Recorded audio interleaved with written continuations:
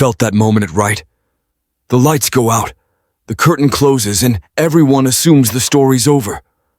But anyone who's worked backstage knows the truth. Darkness doesn't mean absence. Sometimes it means preparation. For 400 years after Malachi, there were no new prophetic voices. Many conclude heaven went silent. But here's the reversal worth wrestling with. What if God wasn't silent because he left, but silent because he was arranging history for something bigger than a voice, not a gap, not abandonment, a strategic pause? Let me ask you this honestly. Have you ever prayed and heard nothing back? Did it break your faith or quietly rebuild it? Because maybe God doesn't always answer with volume. Maybe he answers with timing. Today we're not exploring despair, we're exploring the possibility that the pause was the plan. That while the world thought heaven hit mute heaven, was actually building the stage for the greatest revelation in history. So the question isn't just why heaven was quiet, but what heaven was preparing in the quiet.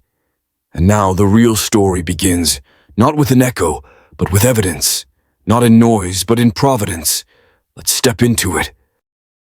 Between the last page of the Old Testament and the first chapter of the New, there lies a span of 400 years, a period many assume was marked by divine absence, but a close theological reading demands we overturn the assumption silence. In new prophecy is not silence in divine rule. Scripture communicates God's voice in two distinct modes, revelation and providence. Revelation speaks through new prophetic words.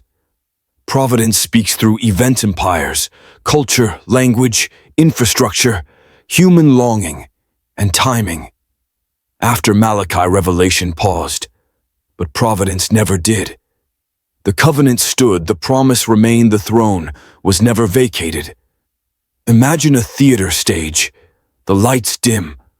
The curtain closes. The audience believes the story ended. But backstage, the director hasn't left. He is resetting the scene, arranging props, aligning actors, preparing the climax. The darkness is not abandonment. It is preparation. In the same way, God may fall silent in speech to become louder in action. Israel's spiritual crisis echoes the modern human condition.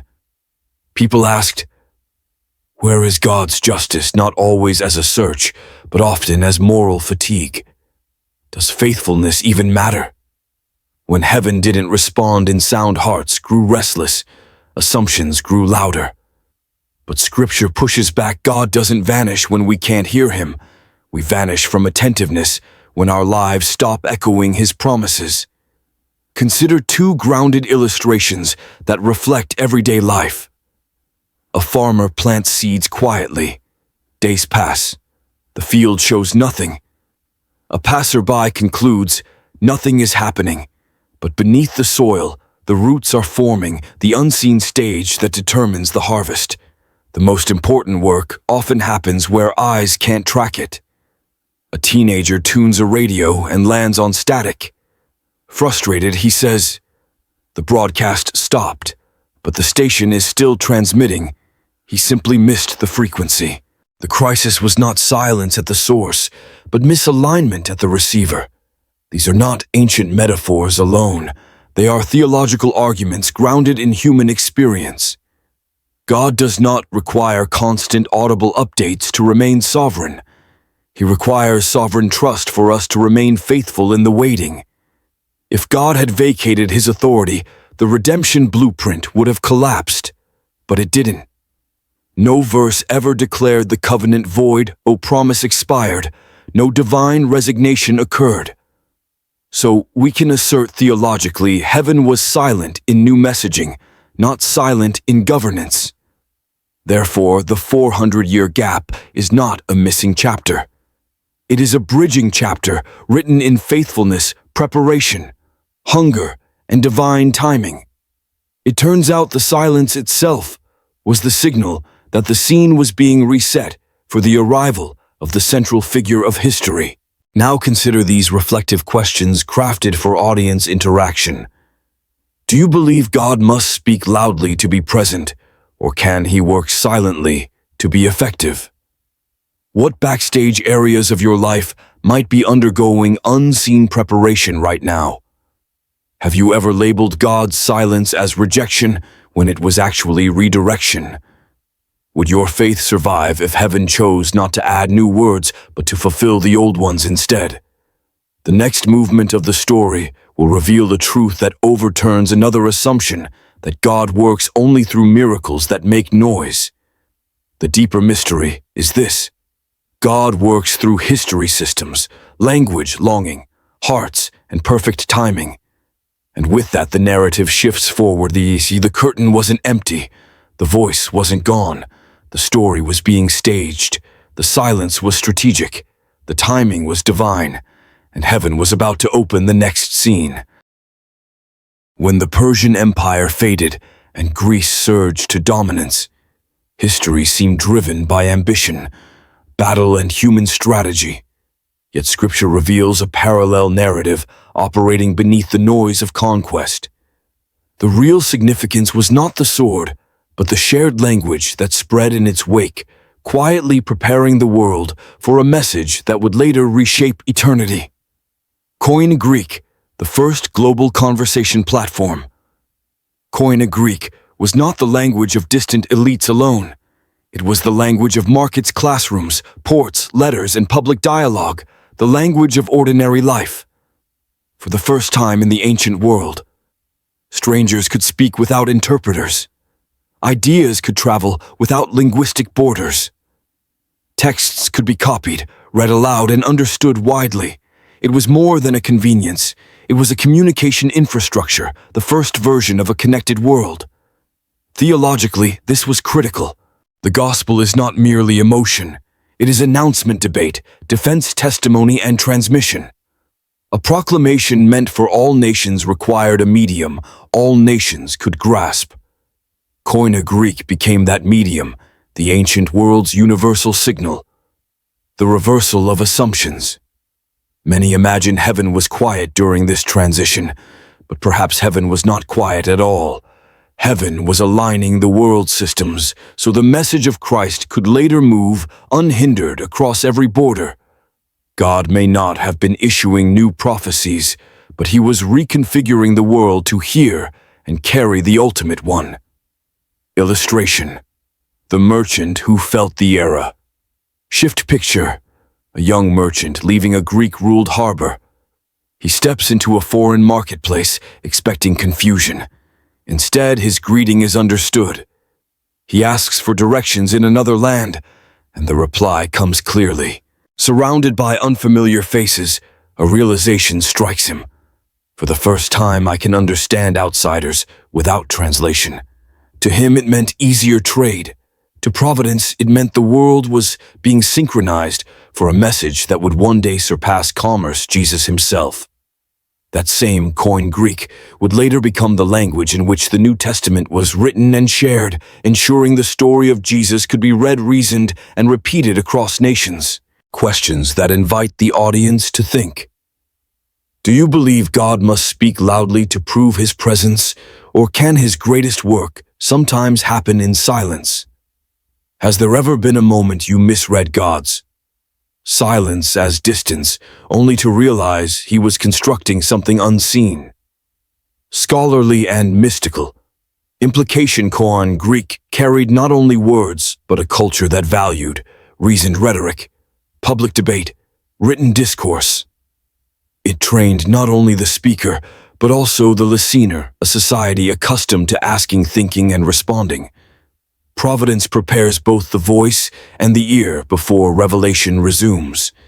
And if Greece provided the first piece, the language bridge, the next piece of the story would provide the roads bridge, advancing history toward an even larger stage where apostles would walk the highways of empire, carrying a message forged long before the paths were visible.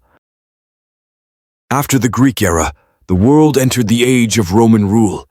At first glance, it was an empire built on conquest, law, and infrastructure. But theology reads the same data with a different question: not what Rome achieved, but what God accomplished through Rome without announcing it. The Roman Empire constructed the first unified world order of its time, and although it did not serve God by intention, it served God by consequence. Koine Greek gave the world a shared voice, but Rome gave it something equally essential: a shared path, a legal framework, and a season of stability long enough for a universal proclamation to stand without being immediately silenced by chaos. Pax Romana, the so-called Roman peace, was not a spiritual revival. It was a geopolitical condition, a climate where borders, rebellion, and movement were controlled under one system. Peace enforced is not the same as peace inspired, but peace enforced can still become a vessel. The gospel was never meant to spread through emotion alone. It was meant to travel through people. Arguments, letters, trials, public preaching, and endurance. A world unstable in language could not host a global text, and a world unstable in governance could not host global movement. Under Rome, for the first time, a message could move outward, carried by feet, not just echoed by voice. Roman law created an environment where identity appeal and defense were possible. This allowed the first Christian witnesses to stand in public arenas without vanishing into rumor. The empire unintentionally supplied the apostles the ability to travel under recognized legal identity, defend their message through formal appeal, speak in courts and forums, and proclaim a gospel that could be recorded, argued, repeated, and preserved. A message that can be defended legally can endure historically, and a message that can be copied publicly can endure generationally. The Roman roads paved in stone connected cities, provinces, ports, and nations. They were the arteries of empire. Highways for trade, military movement, administration, and ideas. They were not sacred landmarks yet. They became sacred routes. Imagine a young pilgrim stepping onto one of those stone roads, watching the path stretch beyond sight, whispering to himself, "This road is leading me somewhere beyond what I can picture." In his mind, it was a reflection of distance. In Providence, it was a reflection of timing. Decades later, another man walked those same stones, Paul the Apostle, not searching for a destination but carrying one. The empire laid the stones, heaven laid the steps. One system built the stage. One hand guided the movement. Greece prepared the language. Rome prepared the roads. But neither prepared the moment by design. God prepared the moment by decree. When people claim that God was silent, Scripture claims that God was sovereign. Providence can work through the ordinary to achieve the extraordinary. God does not require intention to rule through consequence. He does not need endorsement to rule through history. He does not need loud miracles to rule at all. Sometimes the greatest revelation follows the quietest groundwork. And the groundwork of Rome, though political in origin, became theological in destiny. The stage was never empty. The voice was never absent. The hand was simply unseen until the hour it chose to be revealed. During the 400 years after Malachi, the Jewish people built something the world considered ordinary local gathering places for worship and scripture study, known as synagogues. At the same time, a monumental but quiet transformation took place. The Hebrew scriptures were translated into Greek, forming the Septuagint. These were not dramatic divine interruptions, but theological history shows they were the essential scaffolding for what would come next. Synagogues were more than buildings. They were community centers of identity for a scattered nation. They allowed families to read scripture together, debate its meaning, pray without traveling long distances, teach their children the story of their God, and sustain a collective spiritual memory in a world filled with many gods and competing philosophies. Without synagogues, faith would have lacked local roots. Without local roots, faith would have struggled to survive dispersion. And without survival, there would be no stage for Jesus or the apostles to later proclaim truth, challenge assumptions, or reveal scripture publicly. The Septuagint was more than translation. It was access. For the first time, God's words existed in the common language of the ancient world, the language of markets, letters ports, and public discourse. A world that once needed interpreters to exchange goods or ideas could now exchange meaning directly. Koine Greek created a shared voice, but the Septuagint placed scripture into that shared voice, preparing not only communication, but comprehension. It invited outsiders to encounter God's text not as distant mystery, but as something that could be read, questioned, discussed, and repeated across borders. Many believed God had stopped speaking, but the theological claim is sharper. God stopped adding new prophetic books because the promises were complete. He had shifted history into preparation mode. While empires rose and fell, while languages spread, while roads were paved, and while communities formed, heaven was not empty. It was synchronizing everything toward the moment. Fulfillment would require no translation, no isolation, no confinement to one place. Imagine a young student sitting in a crowded city today. If he hears truth in a language he cannot grasp, it becomes noise. But if truth reaches him in a medium he understands, it becomes dialogue. The synagogues were the medium of gathering, and the Septuagint was the medium of understanding. Together they formed a network where revelation could later land, not as rumor, but as proclamation. These 400 years teach a timeless principle. God builds his stage through endurance, community, comprehension, and timing, long before he builds his spotlight through audible revelation. History called it silence, but heaven called it preparation. When prophetic voices paused after Malachi, many assumed God stepped away. But maybe God wasn't distant, maybe we were just impatient. Scripture shows us that God doesn't always work in spectacle. Sometimes he works in silence, aligning history hearts and timing for what comes next. So here's my question for you. This is the historical view, but personally I see it as God building a foundation before revealing a moment. Now I want to hear you. Have you ever labeled God's quietness as rejection, only to later realize it was redirection? Are you in a season right now that feels silent, but might actually be shaping you for something greater? Drop your thoughts in the comments. We read them, we learn from them, and we take them seriously.